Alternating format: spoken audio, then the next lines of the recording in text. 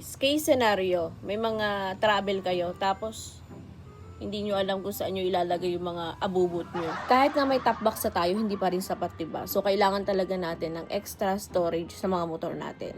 Lalo guys, kung may mga partner kayo na halos dala na lahat. Kagaya ko, kahit saan talaga ako magpunta, ang dami kong dalahin, kaya naiinis yung partner ko.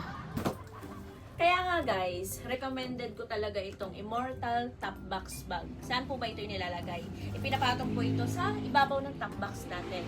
At alam nyo ba guys, nakasya ang isang full face helmet dito. At maliban dyan, meron po itong reflectorize. Ayan, para maging aware yung mga nasa likuran natin na merong motor sa unahan nila.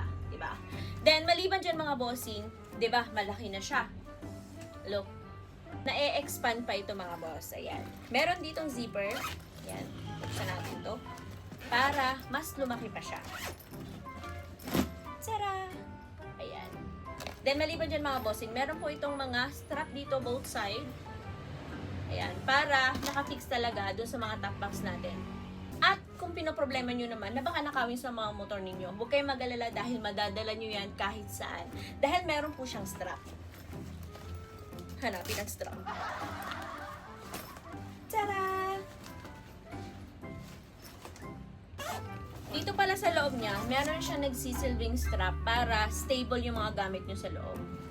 Then, may kasama din po siyang rain cover para hindi mabasa yung mga gamit nyo sa loob. Para makapag-avail na rin kayo ng top box bag na ito, available po yan dito sa Galaera Motorworks. Located po tayo sa Bigawan, Silang, Cavite.